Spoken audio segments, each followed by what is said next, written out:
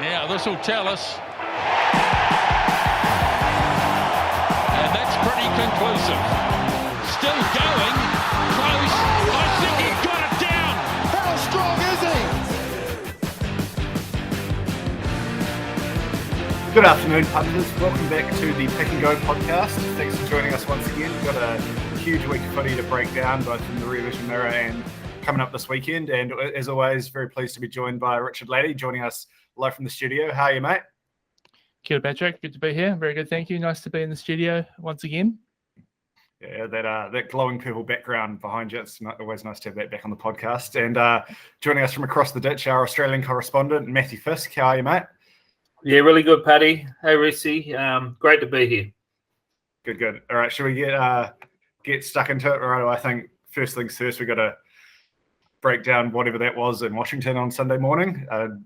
I don't know if you got up at 6:30 your time to watch the US learn what rugby was, Fisky, but not pretty ugly performance from the Eagles overall, would you say? Oh, well, you only had to watch the first 40 seconds to see what type of game it was going to be. It was actually quite a well-worked try, but USA were just way off the pace. And it was, there was some sort of fight back at the end of the first half with the try there, but New Zealand started the second half exactly the same way. Good show of skill on a stadium that definitely didn't seem regulation size, so it made it even more impressive. They were finding room in a miniature ground. Good performance, but USA were hopeless. Yeah, it does beg the question what the score could have been if they'd taken it to Soldier Field or Philly or somewhere where they have a full-size stadium to work with. But how about you, Richard? I know you were up watching the game, swinning out a couple of big pluses late on there. Who stood out to you from maybe an All Black perspective? Were there any gun performances? It's hard to sort of take too much as far as performance go, but there was a couple of players who really stood out, and I thought sort of potentially put their hand up to play some big games further in the tournament. I think Tupaia was both Tupaia and Eno in the midfield sort of probably creating some welcome headaches for the All Black selectors in that midfield, having a couple of really good options there. I think both of them just played brilliantly. It was great to see Eno back in the starting jersey. Jacobson started off beautifully. Fisky alluded to that try at start. I think he got another one or two as well. I thought once again he just sort of was a big physical presence. And then, of course, Will Jordan, who was always going to score a couple of tries, wasn't he? So it's great to see him. Three tries at 275. Did you get on? Of course I did. Well played. Yeah. No, it was Tupaia was one for me. I really struggled to tell that he did a lot and he looked really impressive, but was it just like him putting his head down and running hard was too much for the stat that there wasn't? Yeah, that was still I alluded to earlier, with that kind of like you're not sure whether how well they played or whether it was just the fact that USA were that bad. But it was entertaining. Not for those of us on the plus 90.5. Heartbreaking stuff, seeing that last try come in, but we'll live and learn from that. 90.5 or 89.5? I was on the plus 90.5. So yeah, you got it. They won by 90. No, USA plus. No, 89, yeah. 89, yeah. There we go. A bit of a maths lesson. Yeah, 89. I got greedy, I looked at the 89 and I thought, I'll just take the extra 1 point for another $1.50 value and bang, pay for it. USA were horrendous, but even that last try you speak of, the shifting of the ball in the half and then support play and the hands, it was one of those games you couldn't recreate another 90-point flogging like that without a lot of luck. Everything went their way. The handling was really impressive, I thought. Yeah, there was a lot of long-range tries. It wasn't like they were just parked down in the US's 22 or 5-metre line and sort of rumbling over from pick and goes, I suppose. So there is that. It was, at least they got a chance to practice a few of the moves that they no doubt spend a week working on training and then run once every 3 tests if my experiences at rugby trainings are anything to go by. So that was good to see. It could have been a lot worse as well. That second half got a little bit messy at one point. So they could have easily won by 100 plus, but. Yeah, well, there was a lot of on Twitter on Sunday morning. There was a lot of Mark Ellis will be sitting on his couch nervously, and the team from that Japan game where they scored 145 might be on alert. But yeah, didn't really get close to that in the end. But you did think maybe when it was 3 tries in the first 8 minutes or something that I think after half an hour, after 15 minutes, it was at least sort of 30, 35 points. So yeah, it was looking like it could have been a lot messier than it was. Any other performances you want to shout out, Fisky, before you head across the Atlantic? No, I was just a little bit dismayed for the USA. They've launched a World Cup bid. I think that match should do it a lot of harm, actually. This is a country that has a professional league. Sadly, it seems to be sort of overrun by expats at the end of their career looking for a pay packet. I just don't know if they're developing talent there. I was a little bit disappointed. Like 90 points against an established nation with a domestic comp, that's pretty bad. Against a mixed up All Black side, I thought it was pathetic. It's one of the worst floggings, and it's only in the last 10 years, the only ones worse than that have been against Tonga, and on both occasions they're pulling guys in from lower levels of New Zealand rugby with no preparation. So you could understand those floggings, but there's been nothing like it in the last 10 years. Yeah, I suppose we might as well touch on it quickly there. There was, a lot of chatter also around, was that good for growing the game in the States? And people were saying, oh, no, no one wants to see your team get flogged by that. But there were, it wasn't that long ago, Italy and Japan were copping scores like that. Like even in the 2011 World Cup, I think the All Blacks scored 88 or 89 on Japan and Hamilton. And look where they are now. Well, preventing Australia from covering 12.5 point starts or close to that. So I personally think, something our ship said, a couple of those trials will end up on the Sports Centre top 10. So it'll have reached its target market, and that's probably all that they really wanted to achieve from that. So, I tend to think it was probably a good thing, but I don't know if either of you guys have a strong opinion on it. You probably saw what it meant to the players during the haka, and sort of zoomed in on that, the Eagles player, and how Fisky was to be there and to be facing the haka. So, yeah, probably would have meant a lot for them to be there, but they would have been pretty down and out about the result. But I mean, the crowd looked like they were having a good time and they were entertained. And USA got a couple of tries to, their first 2 tries against the All Blacks. So, yeah, they probably would have taken some positives out of it. I'm a harder marker. I think it was good for New Zealand, a good prep away. But yeah, USA have got an established college program, professional comp, country of close to 300 million people. I think it was pathetic. Not like you to be the harsh one on this podcast, Fisky.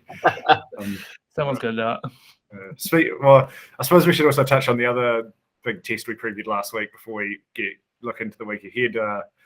Japan, I mentioned just before, putting up a pretty good showing against the Wallabies, who named a pretty strong team. Me and you, Fisky, were both pretty keen on the minus 11.5 at open at 10.5 even, potentially. I think you were singing a similar song to us, Rissy, in terms of being pretty pro-Australia. What were your takeaways from that performance, Fisky?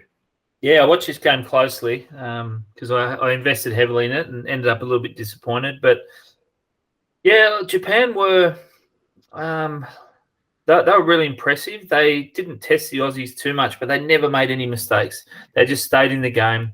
They did all the simple things right. The set pieces, as usual, there's a lot of precision there. A couple of their new starters didn't let them down. So you've got to go out and beat Japan. They won't beat themselves like a lot of sides. And Wallabies, exact opposite. I thought they were sloppy at times. That intercept that Cooper threw was sort of the Quaid of old, that we hoped he'd got that kind of stuff out of his game. I thought Kellaway and Wright were pathetic. I think the Australian wingers were terrible. Sloppy lineouts. Yeah, I can understand they've got a big trip away and they've had some good wins on Australian soil and they got the win. So that's all you got to do. But Rennie wouldn't have been pleased. I thought it was a very, very sloppy performance. How about you, Richard? Did you manage to catch much of that game? Yeah, sort of when Fisky sort of alluded to that understep there, when in the build up to that, it looked like they were potentially, it was just after they'd scored the 2 tries in the second half, and they sort of looked like they might sort of really get into that sort of up into the third, fourth gear and run away with it a bit. But they just kept it in there, and I had an investment on quite a big alternative point start, so I was sort of quite confident at the start of the second half, and then I got sort of brought back down to earth pretty quickly as well. Yeah, I don't think they would have been over the moon about it. I think they probably were looked like a lot better team than what was it in the 9-10 points. So yeah, I think Fisky's covered. I'm probably with Fisky there and say that Rennie probably wasn't over the moon about it. I mean, a win's a win, and they'll be happy not to have lost it. But yeah, I would have liked to have been a bit more dominant, I reckon. Like to get the job done for the punters, I'd like to think. So yeah, and Japan, like, credit to them, they play greater than the sum of their parts. They don't really have a lot of strike, and hopefully they can develop that in time, because they have lost some key experienced players in the last 12 months. So they can develop a little bit more strike out wide and in the back row. The sky's the limit for them, because they really do the simple things right and play the game in a really good manner. So yeah, I enjoyed the game. I'm just a little bit disappointed by the Wallabies, and in the end, the score almost flattered them. I don't think if he got the conversion at the end, it would have been 11-point margin, which would have killed me, because I saw -10 and took -11. So I'm glad he missed the kick, and then we're done with it. But yeah, that probably when he was a 3 or 4 point game in the end, in my view. And I think it's, credit to Jamie Joseph. That's, sign of a really well coached side where you can take a few players out, put different players in, and there's no drop off. Like that Japan team nailed all their systems. They were excellent at the set piece. Defensively, they didn't give an inch. So just goes to show they're building a really sort of the opposite of probably the US. They're building that really solid base of talent, and they are starting to get those world class performers, guys like Matsushima and Himeno. We saw what he can do when he came over to the Highlanders earlier this year. Nagara as well, the first five's an absolute gun in the top league. We haven't seen him strut his stuff in other stronger leagues, but they're certainly getting that top tier talent as well, which is only going to hold them in good stead heading forward. Both the 10s are great. So Tamura, I believe it is, off the bench. I've rated him for a while. So to bring him on with 25 to go, that made a bit of a difference too. But both of them are good footballers. We know they had their gun fullback out who's playing in France. So yeah, there's a lot to be excited about. Like I said, just a little bit more punch somewhere would be great for them long term, but can't fault them at all. Yeah, I wonder what Amanaki Mafi's up to. He was sort of one of that real X-Factor players. Obviously, not probably the most reliable presence in the dressing room long term, but it could certainly offer that X-Factor that they were maybe missing against that Australian defence on Saturday. I think age caught up with him. Yeah. 30, 31. Yeah. And might just his best days might be behind him. Wasn't the strongest trainer out on the training pitches, from what I've been told. So it wouldn't surprise me if he went off a bit of a cliff athletically once he hit 30. Moving on, though, I think that pretty much sums us up for the Wallabies Japan game. We'll head to Cardiff now, where obviously the All Blacks primed for an interesting test against Wales. It's another one, unfortunately. We're not going to see the full Wales team. This is, it would have been great. Six Nations champions versus Rugby Championship champions, but Wales down at least 15 players, all their guns from the English Premiership unavailable due to club commitments. Guys like Talupe Faletau, Dan Biggar, Louis Rees-Zammit. So those are big outs. And then a host of other guys like George North, Justin Tupurik, Josh Navidi, all out injured as well. Not going to be the strongest Welsh side put out on the pitch on Sunday morning, but what are you expecting to see from them, Fisky? Yeah, like it's a funny game for New Zealand, because we've got this one, then we've got, very, when I say winnable, like an obvious win against Italy the week after, and then all leading into this France game. So from New Zealand perspective, I think they'll go close to the stronger side. I'm hearing in dispatches that Bodie Barrett will start at 10 in his 100th test. So I'm expecting, what you get from New Zealand against this side is a really solid performance. Will it be as easy as USA? No way. Like Wales, even with these reserve players, they can play. These guys can play. They won't be able to go with New Zealand for 80. There's no doubt about it. So it's a little bit disappointing in that regard. So I think New Zealand will put a lot into this game, maybe taper off against Italy, and then hit that the France game really hard. So I expect a really focused performance from New Zealand. They have to get this game right, because it might be their last full strength match together before they play France. We can talk about Wales in a little bit. They've still got Alan Wynne-Jones, still got Josh Adams. He's getting on now. Jonathan Davies will be there. A decent front row. Owens, Francis, and Wynne-Jones. So it's a solid team. Haven't played a lot of footy together. It's below strength. So I expect them. Yeah, I think the line's spot on. I'm thinking high 20s, low 30s. What were your initial thoughts, Rossi, both with what we could see from the All Blacks and just with this? Yeah, as far as the line goes, I think it's about right. Yeah, I mean that when you look at that list of the Welsh players out, I was looking through the list and every name I was like, wow. That's the majority of the sort of Welsh players that we've become used to playing against in the last few times we've played them. But yeah, I mean, I think they'll put up more of a fight than the US, but it's hard to see them covering. I think that the All Blacks will be good. I expect that they will play their best, or close to their best team, having that seen that they didn't last week and probably won't next week against Italy. So I think they'll turn up and they'll put on a good show. Wales haven't had great luck against the All Blacks. I mean, obviously, have they ever? They wouldn't have ever had a win. 1953. 1953. And it came up in every article I read last night. They were talking about 1953. Do not mind mentioning it in Cardiff when you're there in an All Blacks jersey as well. Yeah. I think Paul Mawadi was still in school shorts in 1953, so it's a fairly long time ago. But pretty sure he was on the plus that game.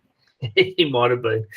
But look, it's a funny one. It's actually, I see it as a bit of a fork in the road for international rugby in that you're now getting good sides, particularly All Blacks. You can maybe throw France and Wallabies in that mix, or not so much South Africa, but good sides holding the ball in the hand, really attacking the line, trying to score tries, kick for touch, keep the ball in hand. And we saw 114 points scored last week, or 104, sorry.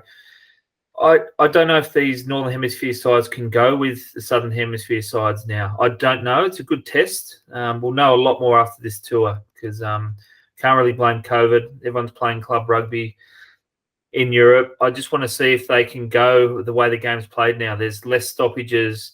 It favours the attacking side. The rules are refined a bit, so you can't waste time. That's why the starts need to be a little bit bigger. I think, really, let's face it, I think the All Blacks will score 40 plus. It's just how many Wales can get. Yeah, especially if they do pick the top team, as I think we all expect them to, right? Like, Weber, Barrett, Leonard Brown, and another probably Havili in the midfield. Like, these guys are going to make the most of the opportunities. It's under the roof in Cardiff, so there'll be a flat track that won't bother them. Yeah, I just think Wales are going to be well drilled enough. We sort of talked about with Japan and these good teams. Like, Wales won the Six Nations. They are a good rugby team. They're obviously a rugby nation. They've got solid depth. There's still a lot of really talented guys playing domestic club rugby there they can call on this week.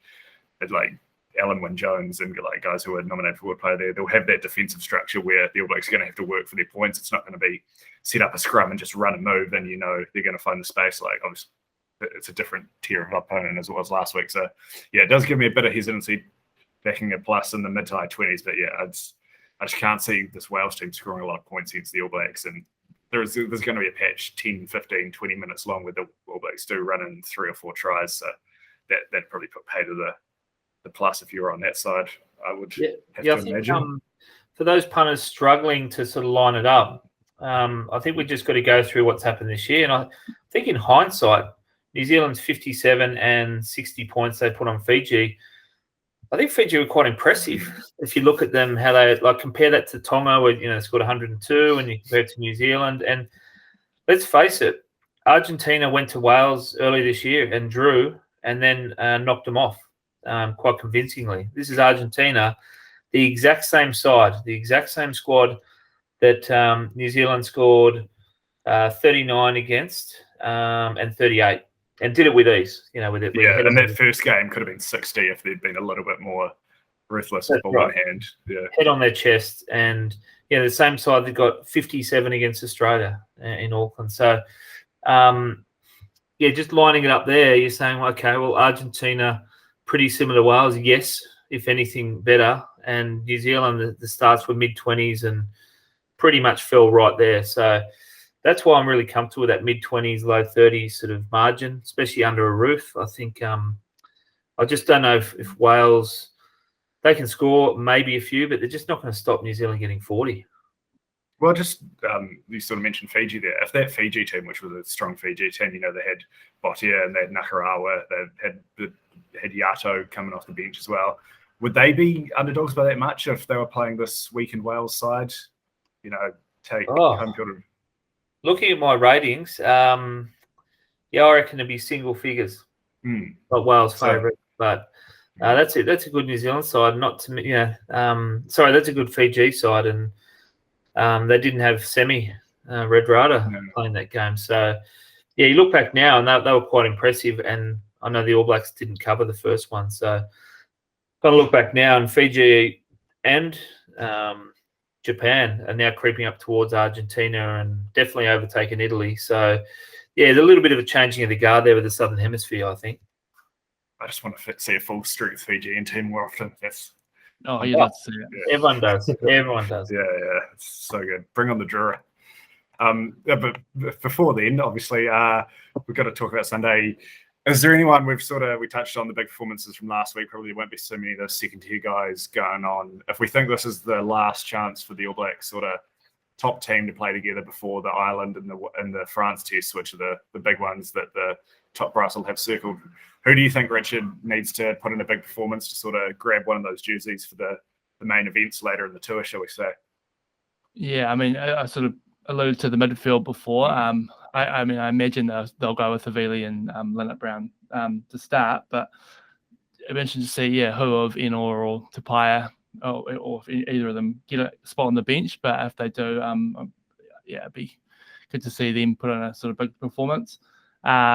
In the back row, I think maybe one of you were alluding to Ethan Blackout last week. I think it'd be great to see him. Alluding to Ethan Blackout. Yeah, great to see him get a start, and I think that he probably deserves at least one of those spots in the back row. I was thinking I'd like to see him, Jacobson, and Artie at the back, those three there for this game.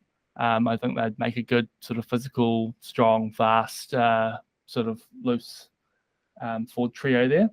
And it'd be cool to see Richarlic and Richarlic's still in the squad, eh? Yeah. Him and Whitelock back together as well. Quite looking forward to. It's more just I'm looking forward to seeing those two play together. It's been a while now, it's a few years. So that was sort of my main ones. It'll be interesting to see what they do with the back three. Yeah, I mean, you mentioned obviously Geordie about 15, but who they have in the wings there. I think Jordan seemed to be on the out and by the end of those two Springbok tests. But I imagine he'll be back in there, and if he can have a good performance, really nail a spot for those final two games in the tour.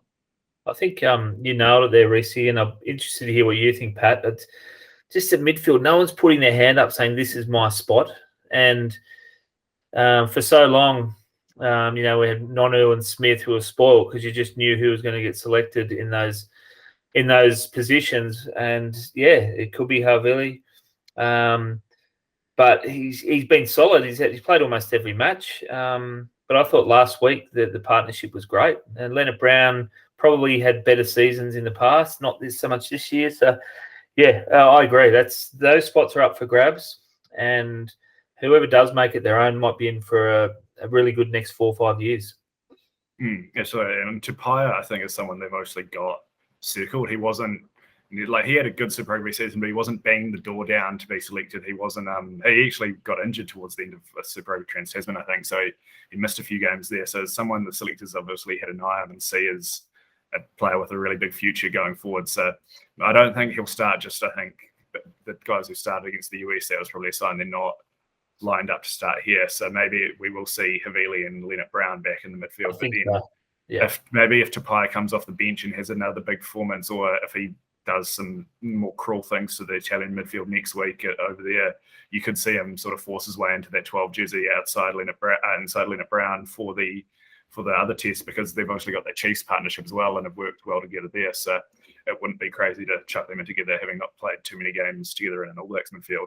Yeah. I think the other one you sort of alluded to already, Rissy, is the back row, right? Sam Kane is now back in the squad, not the captain, but you got to think back at full health, Artie, it's him, Artie, and one other. And for me, it's between Jacobson and Ethan Blackout. It depends if they want maybe that little bit more of a athletic ball running type and Jacobson, depending on their position, or just someone who's going to stick his head in some dark places and hurt a lot of people with Blackout. So they're both great options. I think you can pick any three of those four, and they all, other than Kane, who's probably solely a 7, but has played 8 for the Chiefs when Boshire's been in the team, they can all pretty much fit into any of those jerseys. So yeah, sort of just a hybrid of loose forwards, really. I think it's a great way to be. You can just sort of rotate them in and out as injuries and whatnot dictate. So yeah, those are the two big areas for me. I'd say we'll see a pretty strong tight 5 because that is the area where Wales are strongest. Like, you're going to have the front row that you talked about before, Fisky, and then Alan Wynne-Jones in the second row. That will need Whitelock and Retallick there to deal with him, because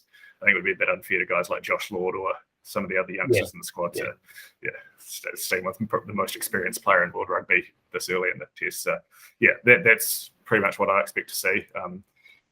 Halfback, do we want to touch on that? I think Brad, obviously no Aaron Smith still. There were takes, should we say, around the performance of the two halfbacks on Sunday morning. I think Brad's still got his nose in front as the second halfback. Yeah. Lead halfback at the moment. Yeah, I'm kind of off everyone who played in that last match against South Africa. I thought anyone who was 50-50 in that match probably didn't put their hand up. I still think Webber's got the edge, but yeah, I was just really disappointed with a couple of those players in key moments. So I'd be open to all three. Christie was, he won't get the spot, but he showed a lot of energy last week. TJ, he might be a better fit. I think it's up to the coaching staff. I don't think there's a clear edge. It's just how they think the match will be suited to a particular player. This in 8 months' time, Rissy, are we talking about the two Highlanders halfbacks as first and second choice for the All Blacks? Yeah, I mean, I reckon probably it probably makes the most sense, doesn't it? I mean, hopefully Whakatawa can come back from this injury and sort of pick up that form that it was just sublime all the last couple of years, really, isn't it? So TJ's obviously not getting any younger. Brad Webber's probably in similar sort of there's probably coming. How old is Brad Webber actually? He's about 30. Yeah, he's not super young. So he's got a few years left in him, but might be like kind of breeding that the master and the apprentice. So yeah, I mean, I wouldn't be surprised once he's sort of eligible and fit.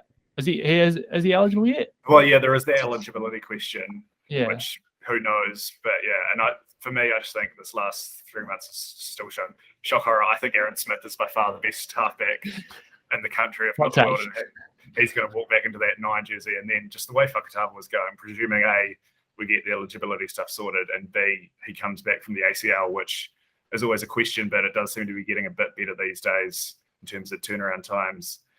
The way he was playing for the Hawke's Bay last NPC, and then what he did early in the season for the Highlanders, the sky's the limit for that guy. He's just he's a talent. Yeah, I don't know if you have any thoughts on the Fisky. I loved him, mate. I thought he was the best player in the NPC last year. Loved him. Yeah. No, he was at that level. That was like Aaron Smith 2011 sort of season what he did for Hawke's Bay last year. So and I just don't think Webber's hit the heights he did of around 19. And we can kind of put Leonard Brown in that category as well. There's a few players that are probably getting selected on reputation, and they just need to lift. And it might be, if they don't, it's going to time to go with someone else. So, look, none of these guys are bad players. I'm just saying they're just not grabbing the spot and making it theirs. But, it's a good problem for All Blacks to have. Yeah, absolutely. And injuries are going to be a thing. Just look at the midfield. 4 months ago, we thought we were going to have no one there with Goodhue doing his ACL and Nani off to Paris. So, yeah, you'd rather have depth than not, because there will be issues coming up between now and the World Cup. So it's certainly a good problem. Yeah, I think it's exciting to see how these guys go. But we sort of touched on it there. We might as well head back to New Zealand. Another great week of the Bunnings NPC. I'll stop you there, mate. And I think it's I think it's actually quite a good segue talking about eligibility. There is one other test this week. So Scotland Tonga does sit outside the window, but so both sides will be severely under strength. But interestingly, I noticed that they've allowed Malakai Fekitoa to now be selected for Tonga, and Lapeti Tamani, who was always a Wallaby, I thought, or an Aussie. So they're selected in the Tongan squad. It's going to be a lot stronger than the side that they put on the park. Not this week, but for the rest of their tour that they put on the park earlier this year in New Zealand. So interesting to see how that go. But it will be a very weak squad first up, with a lot of the French clubs not releasing players, and Scotland have also named a very, I wouldn't say experimental, but a lot weaker side. So no Stuart Hogg, no Van der Merwe, and they've still got Hamish Watson there. A decent side, but not their strongest. So the start is around that 30 mark as well. Given Tonga, how they performed under strength against Samoa twice and New Zealand, I think get me on the minus there. I think Scotland will do a number on them. Always good to have a little around the world of Fisky segment thrown in for the punters, and have a little minus chucked out there. But we can talk about all the Wallaby no-shows in Europe next week. Yeah, I don't know where you guys fall on the eligibility issue, but I think it's great having these guys who aren't going to play for the All Blacks able to go and represent the island nations. Like Malakai grew up in Tonga; he's very much a Tongan. Get Nani out in the midfield with him. He's got Tongan heritage. He's not going to suit up the All Blacks anytime. Like, I reckon all these guys. It should be rugby league do it well. There's the 2-tier system, and if you're not playing for one of the two, you can sort of go back and forth between them. I don't know all the ins and outs, but it can only be good for Pacific rugby. And there's a centre. I think he's making his debut for Scotland this week. I think it's Sione Tuipulotu. He grew up in Melbourne. Tongan father, Scottish heritage, mother. So he's playing in the centres for Scotland. So there you go. And you see a lot of sides. I think they've got a prop forward, Schumann, who I think it's South African. So you see a lot of them now, particularly Japan and Italy, with a lot of South Africans and Aussies coming through that didn't quite make the cut. So, yeah, I think if it's maybe USA need a few of those. Yeah. It'll never get better than Craig Gower starting at first 5 for Italy against the All Blacks. That was the all-timer of the expats going over to Europe and running around. But Mark Honor's going back to play club rugby in the States, isn't he? Yeah.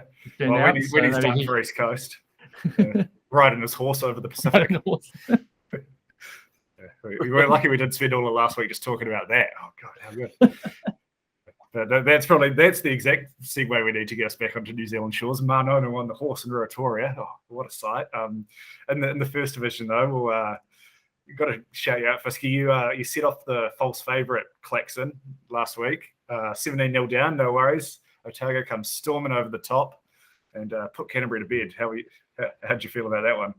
Oh yeah, I'm not lying to you. I did switch it off at 17-0 when they threatened down 10-0 and they just bombed a try, and then Canterbury went up the other and gave one up. And I thought, this will do me. But slowly but surely they got back in the game, and I flicked it back on. And it was an old school rugby game. A lot of penalty goals, talent from both sides. It's just off the boil. And Otago have had 2 brave wins in their past 2 matches. I wouldn't call it classic footy, and they probably are not proud of their form, but they're hanging in there. And Canterbury, just can't get out of their own way.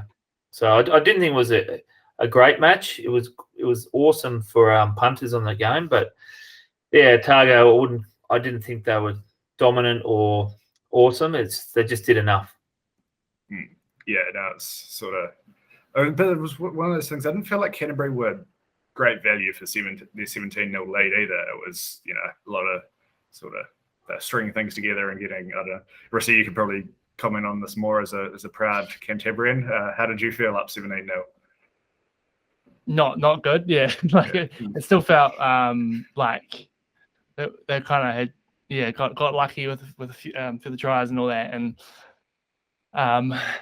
they just, after seeing sort of what happened against Wellington a few weeks ago as well, when they sort of blew that lead late in the game, I didn't feel confident at all. And then Otago hadn't been horrible in the first half, and then just on the sort of couple minutes out from halftime, they Freedom Vahakola got over for that try, and then Otago just sort of grinded away. Yeah, it was exciting in the fact that it was sort of tight at the end and all that, but it wasn't the most pretty game of rugby, that's for sure. But kudos to Otago, kudos to Joshuani with that penalty at the 78th minute, whatever it was. It wasn't the easiest penalty to take. So, and after his few early misses that he'd had, I thought that it obviously didn't play in his head. So it is what it is. I was on Otago 1-12, so I was happy in that respect.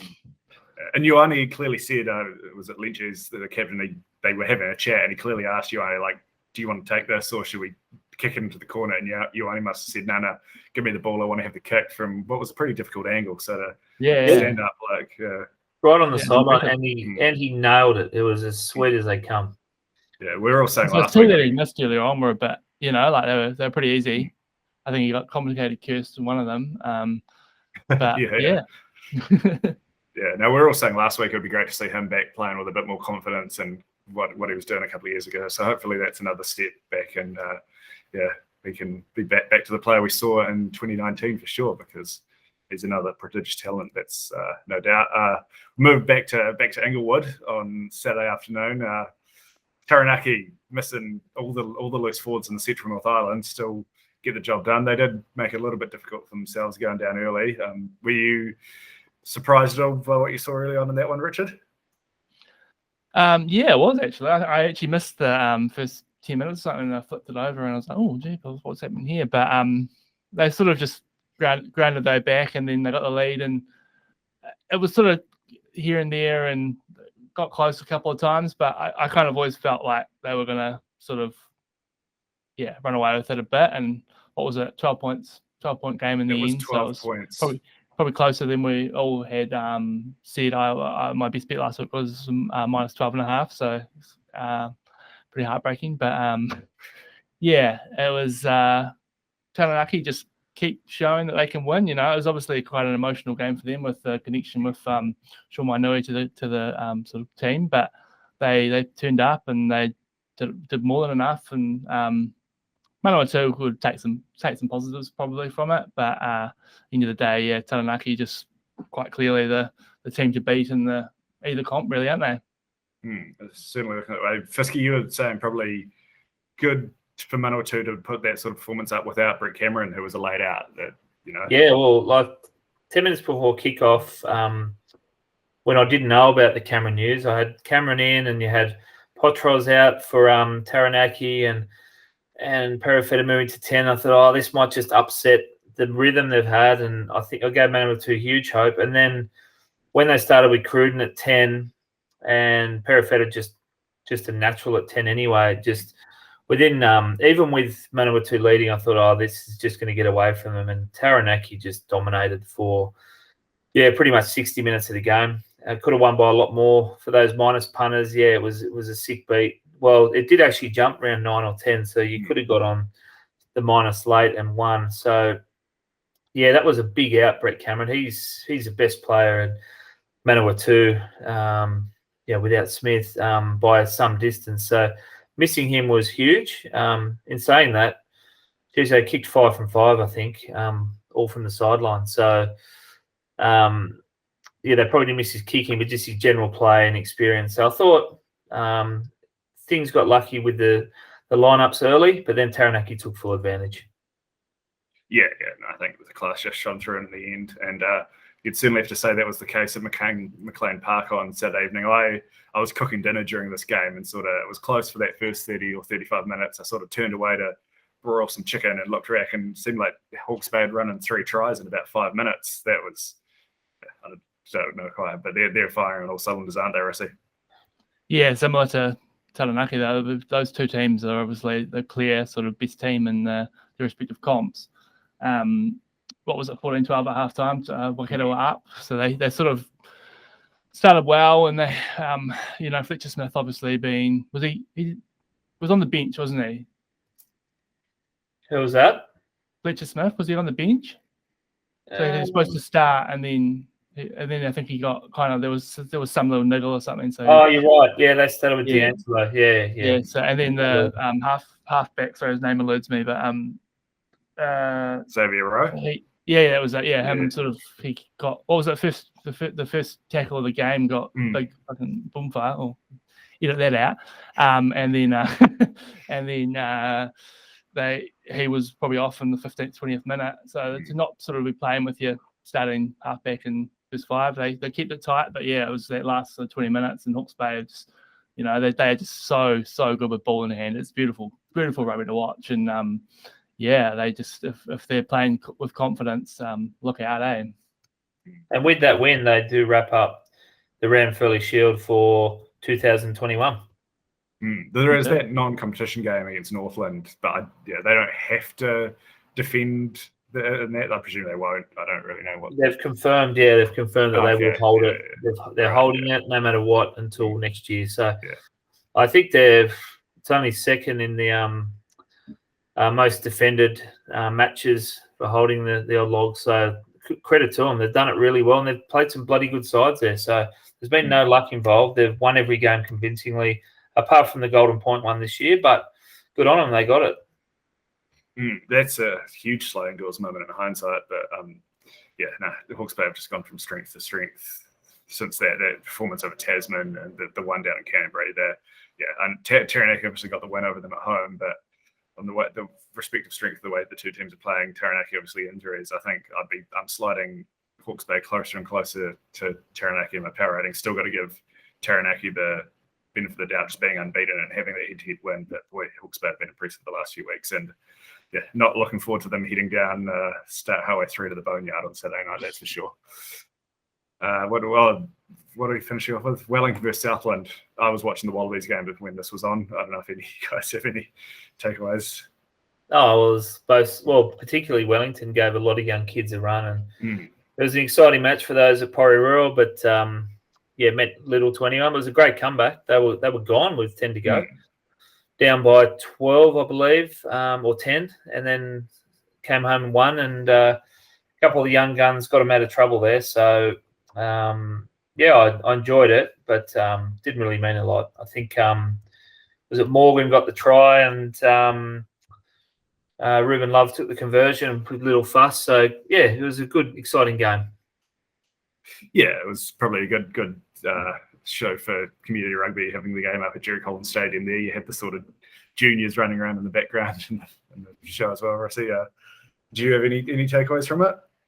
Yeah, it was a non-competition game, and it kind of felt like that, like it was obviously Wellington gave some of their younger players a go, and then when their bench came on, they had a bit more experience come on, and it probably showed. Did either of you see the yellow card, Marty McKenzie yellow card? No, I missed it. Nah, it was just one of those classic, going for an intercept, ball got knocked on, and he got sent off for it, and that was with about 10 minutes to go. So and the Wellington's final try, they sort of kicked through to where the fullback would be. So it was one of those ones where even the commentators were sort of like, I know it's a rule, but that looked like a genuine attempt at an intercept, and he sort of popped it up and he dived to try catch it. But I think after that happened, they sort of ran in those last late two tries, I think it was, and then sort of ran away with it. So probably lucky there wasn't too much on the line. You got to feel for Southland, they got so close to their first win of the season, and they actually played all right from what I saw. But Wellington just kind of grinded it out and just got that sort of 80th minute try and conversion to seal it. So entertainment, if nothing else. Yeah, good little game of footy for you. Should we head along to week 9 then? Start previewing the upcoming games. Absolutely. We're kicking off interesting game, Crusaders Derby, Friday night down at Orange Theory Stadium in Christchurch. The Canterbury underdogs at home. Have to be a while since that's happened, I'd imagine. Taking on obviously a pretty strong Tasman outfit. Had the week off last week, but had a bit of a get-right game in that non-competition game against Bay of Plenty the week before. They're $1.50 in the head-to-head market. 4.5-point underdogs, favourites. The Marco Canterbury plus 4.5, $1.92 currently. We were all off Canterbury last week as favourites, now taking on a much stronger team, albeit at home. Can I interest either of you boys in the plus 4.5 here? Yeah, look, I expect this one.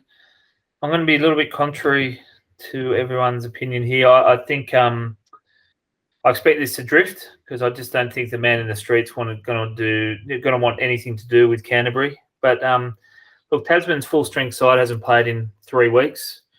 They lose Shannon Frizzell, who's over in Europe, so they've been okay this year and they're class above Canterbury. But I think this start gets a bit bigger, 5 or 6. I'll be on the plus. Just it's a numbers play. I think Tasman are better, but when they sort of enter matches knowing they're better and Canterbury just trying to hang in there and show a bit of pride, I think it makes a bit of a difference. So, yeah, I'll if this drifts to 5 or 6, I'll be on the plus. It's very interesting. Rissy, are you also ripping the home side? Nah, not me. They're just unable to put sort of an 80-minute performance together this season. You know, they've shown sort of what they're capable of, and they played with some flair and scored some exciting tries and all that. But these sort of brain freezes or for long periods of times during the game they're really paying for it. And it's shown the last sort of 2-3 weeks. Their first at Wellington loss, and then obviously that big loss to Hawke's Bay at home. And obviously Hawke's Bay are playing great, but Tasman, yeah, they haven't sort of had their first string side together for a while, but I mean they've got the players there, and I'm expecting them to be way too good in this one. I'm on the same page as you. I still think you're getting a bit of a Canterbury tax baked in. You know, the bookies are looking at the red and black stripes on the shirts and saying, "Oh, no, we can't make these guys 8.5 point underdogs at home." Just you look back at what Hawke's Bay did to Canterbury down there, and I think they're probably informed a little bit better than what the Mako are at the moment. But boy, they've got a lot of talent in that back line, the likes of Fainganuku and the other Fijian winger and Mitch Hunt at 10. Like Tasman, if it's not a terrible evening down in Christchurch, which I mean it quite often is at that stadium, but they get even decent weather, I think they are very capable of running up a big score here. So I think going to have to leave you on kit. Yeah, I get it. I totally get it. And my numbers just come out a bit closer. I think Tasman haven't really set the world on fire. So if anything, they're definitely playing off reputation from last year. They lost at home to Waikato, lost away to Hawke's Bay. And we know Hawke's Bay flogged Canterbury. I get all that. But even when they went to Northland about a month ago, they sort of struggled up there. And then he sort of just won. They won by 19, but I think it was sort of within 10 with about 5 to go. So, yeah, I just don't know if they're killing it. So, yeah, we'll see how we go. We'll chat about it next week. I think there's a little bit of that big brother, little brother aspect of this rivalry as well, where it'll mean a lot more for a lot of those guys who grew up in Nelson and Blenheim and those regions to stick it to the big boys from the city who like sort of dominate that Crusaders rivalry, whereas the Canterbury guys just probably see the Tasman as a little brother and especially when their seasons go, won't be as up for it as Tasman. But yeah, it could be go both ways. I'm personally all over the minus, but can well, Tasman did lose 29-0 when they played last year, but I think they'd already had a finals berth booked up, right? Yeah, that was thinking. Yeah, it must be something. They still owe us an excuse for that because they blew the opportunity to get Canterbury relegated. So them in Auckland, we've got some answering to do for those ones. Moving along to Saturday Arvo, the second game on the schedule here. I'm not quite sure what's going on with our odds, but I think the Southland versus Northland game down at Rugby Park, on the TAB website, it's currently showing Sunday 3:05, but all other sources tell me it is going to be the 2:00 kickoff on Saturday afternoon. I think because now there's the midweek game between the rescheduled game between Bay of Plenty and Northland. They've moved that kickoff a day forward. We were saying before Southland, unlucky not to get another win on Saturday afternoon against Wellington in that non-competition game. They are favourites here, $1.72, so ever so slight favourites over Northland, who we've all been pretty keen on the last couple of weeks. Is this the week the Stags finally get the W, Fisky? Oh, mate, I love a punt, but I'm going to sit this one out. I think anyone who says they've got an edge in this game is just desperate for a punt. I think there's nothing in it. I actually rated his pick. Northland the better side, Southland a lot more imposing in Invercargill, which evens it out. I don't know which way to go. I could see either side winning 13 plus, believe it or not. I really could. I think if it sticks for Northland with their talent, they could just get too big a lead and run away with it. But if it's a tight game and Southland get on top, Northern might just put the queue in the rack and Southland come home 13 plus. I dead set. Do not know which way to go, so I'll stay out. Does this interest you at all, and maybe a bit on the home side? Few showers from afternoon, northeasterlies changing strong westerly late. Could be a classic sort of. Oh gosh. I did look at the weather. If it was a bit wetter and a bit more definitive, I would have liked Southland. It looks like showers may pass. Yeah, so maybe the rain won't get there just quite in time to make the home side a bit. Yeah. I don't know. Have you got any strong leans for this one, Richie? Oh, I'd struggle to back a team who's lost 7 games straight as favourite, So I'd probably, I'll be siding with the visitors here. They've won 4 straight against Southland, and they played last year. I think it was up in Northland, but won that one 18-14. Northland both teams have shown sort of grit and sort of shown what they're capable of this season. But I thought that Northland should be favourite for this game. So I'd be happy to take them with a little bit of a plus there. Yeah, and for me, it's not like Northland have been the second worst team in the competition and just barely. Like they tonked Waikato a couple of weeks ago. They were, I think we will agree, pretty unlucky in defeat at Rotorua against Otago not long ago. They weren't disgraced against Manawatu. Like they've put up some decent showing, so I do think they're a better side. But it's not the most enticing betting prospect, I'd have to say. And they've sort of shown, like last year in particular, when they played an inferior side on the road, they would win. So that they beat counties early in last season, but then went and beat Otago in a semi-final in Dunedin. Like and it's rare that they're on par or better than a home side, but when they are, they do tend to win. So I think they can do it, but it's a tough trip, and Southland would have had this game marked a long time ago as a definite winning proposition. So, like I say, mate, geez, good luck. Yeah, it's 3 days and 8 games factor for Northland as well. So, it's going to be a tough week for them. I don't know if they'll be rolling out the full cavalry for this one, trying to lock up the 4 points. But maybe a game we can get a little bit more interested in here. Bay of Plenty, $1.48 favourites at home, 6.5. The points start against Waikato Sunday, 4:35. Are you wheeling out the false favourites alarm here, Fisky? Not quite, but I am leaning towards Waikato. I think Bay Plenty's been a long time between drinks. Like the side that they went down to Nelson with a fortnight ago was just an experimental side. So I'm just trying to look at their last genuine game. It was when they beat Wellington on the 2nd of October, so almost a month between drinks. That might be a good thing. Might be not so good a thing. I don't know if Waikato were humbled last week. I thought they just lost to the better side and ran out of steam late. But with a few, we talked about the makeup of the side and a bit of luck going their way. Could have been a lot closer. So, look, Waikato haven't had a good game for close to a month. Bay of Plenty probably only had one good game in probably the last 6, and that was sort of falling in against Wellington. Look, I see a lot of the South and Northern game in it. I think either side could win and win well. That's why I think 5.5 starts a bit too big. So I'm going to lean to Waikato with a bit of a start. Yeah, I really like the plus here. I thought it would be much closer to a pick. Personally, Waikato, they've lost the last 2 games, but they've been against the 2 best teams in the country, and there were factors against them. And certainly last week, like they were up at halftime in McLean Park, which is no mean feat. Obviously, fell away in the second half, but ran Taranaki reasonably close the week before. Yeah, I think they're getting almost if that gets out to 7.5, I might back the truck up. Yeah, I don't think it will. You can always cross your fingers. How about you, Richard? I'm with you there. I think that I would have had them as favourites or slight underdogs, but 6.5 points now. It just seems far too much. Bay of Plenty haven't had a competition game since I think it was the 2nd of October. So it'll be 4 weeks this weekend. Waikato have played those coming off those games against the top 2 teams, basically, the Taranaki and Waikato and Hawke's Bay. So they'll be feeling like, I don't know, they're fit and they'll be keen to sort of get the win here, and I'll be diving into Whitehead on this one. Nice one. We don't have to spend too much on the last competition game of the round.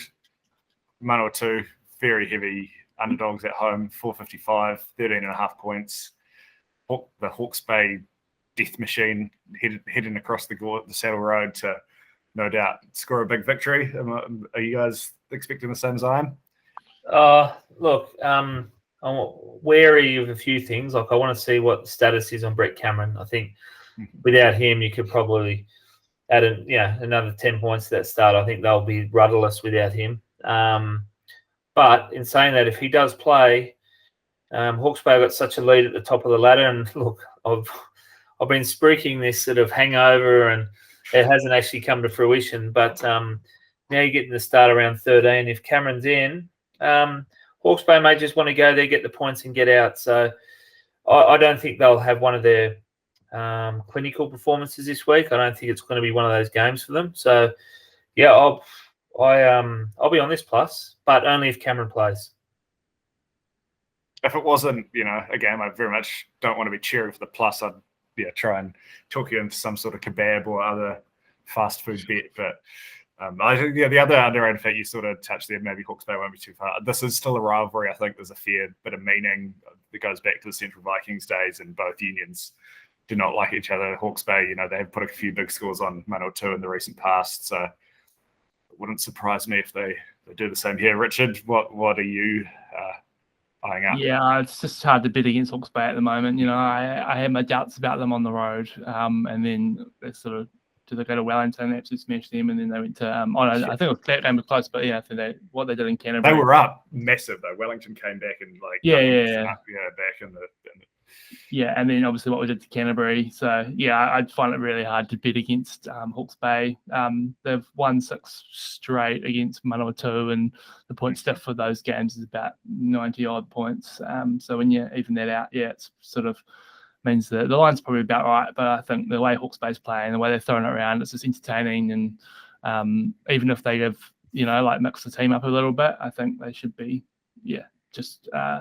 So good. Manawatu, they had that strong start to the season, but they've had those 2 losses in a row now, and might be sort of coming back down to earth a little bit. Manawatu's wins as well, maybe against the 4 worst teams in the competition. Yeah. They haven't really done. Obviously, they ran Canterbury close, but that may be Canterbury are the 5th worst team in the league. I don't know if you've got in front of them. It was the last Manawatu win over Hawke's Bay, that 2014 championship final. I have it in here somewhere. It was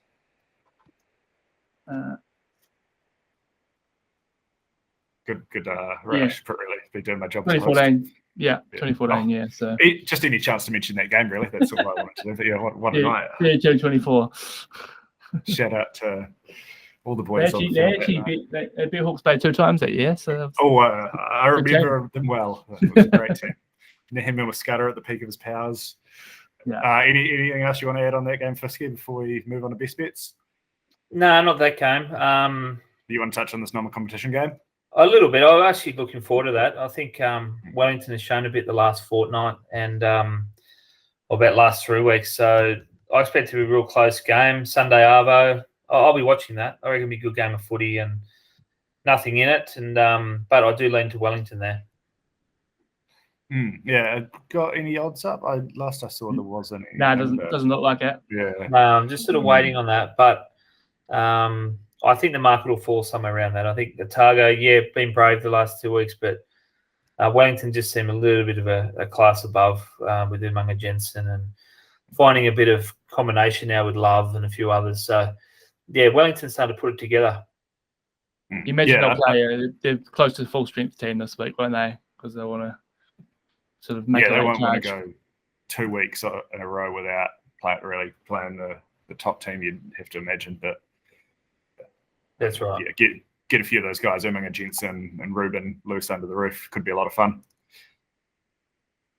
All right, should we make a few bets? Let's have some bets. Yeah. You got going on long enough. Give us your best bet for the week, Fisky. Yeah, I'm gonna go to Europe for this one, and it's not the All Blacks game. I Just looking for it. I want to take Scotland at the minus. Even if it rains, which is going to be a little bit of rain in Edinburgh, I don't care. It rained when they played Samoa in Auckland this year, and Samoa just pounded them on both occasions. Scotland, solid side without being spectacular, minus 33.5. I think they'll win that, and I think they'll win 40 plus. So that's my best bet of the week. So, and you, Richard? Sorry, Patrick, but Hawke's Bay minus 13.5, $1.80, or 13 plus if for those bonus back punters out there. But yeah, I think they'll be too good and could run up a score. Yeah, I'm not going to argue with you at all. That's my best bet of the week, taking the minus 13.5. Just on the respective form of the two teams. I mean, I suppose there's a chance Aaron comes back in at halfback.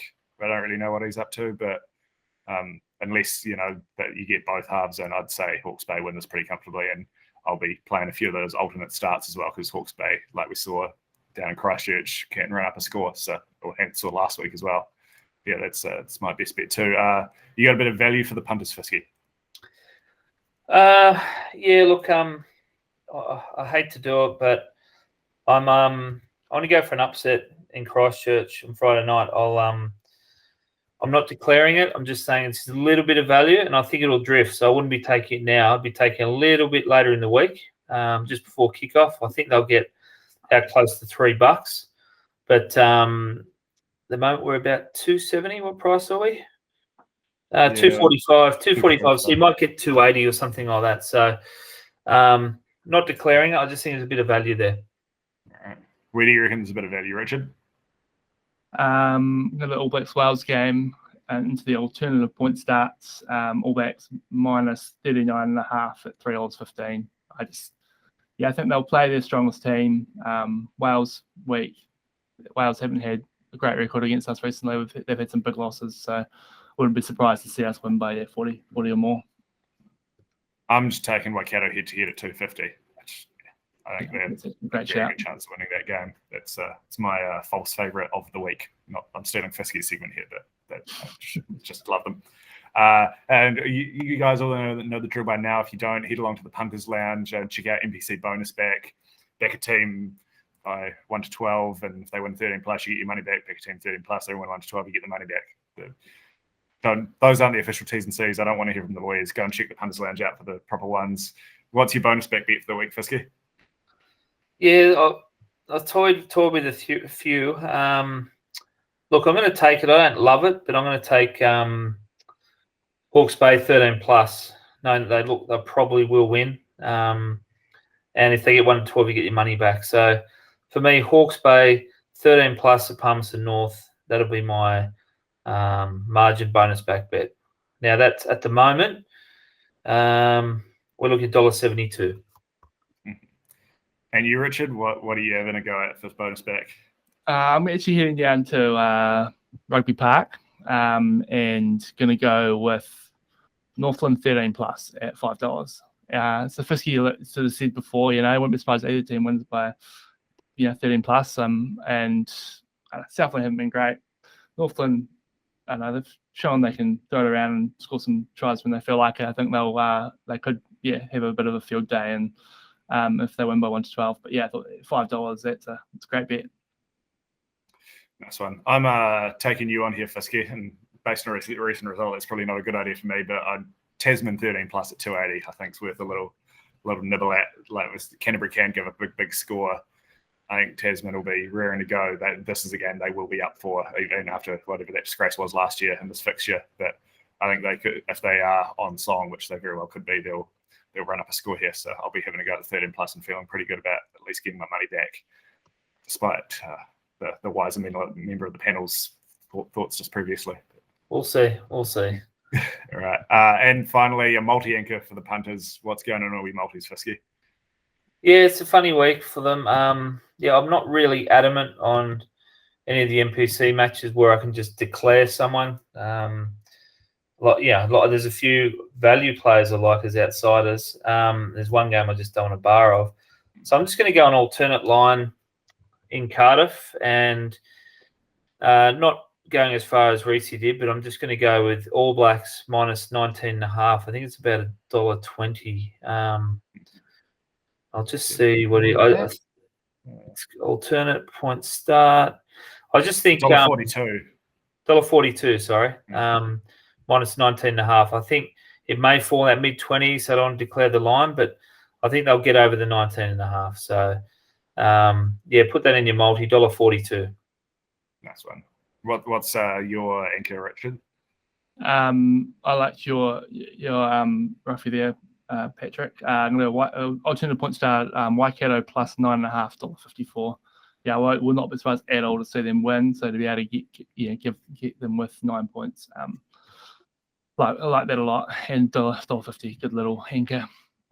Yeah. I'm not giving nearly as much value as you guys, but Hawke's Bay aren't losing at $1.17, so that will be mine. And if they do, I won't mind at all because it'll mean Manawatu have won. So it's a win-win. Emotional arbitrage. Well done. Love a bit of that. All right. Thanks for joining us, team. Lots of good info there for the punters. Hopefully we managed to find a few winners. We'll be back this time next week, depending on what state we're all in after Cup Day, to do another preview of All Blacks versus Italy. And is it semi-final time in the NPC next week? Or Yeah, I think it is. Yeah. So we'll have some very interesting games to look forward to. So join us again next Thursday or Friday for another week of the Pick and Go podcast. Cheers, everyone.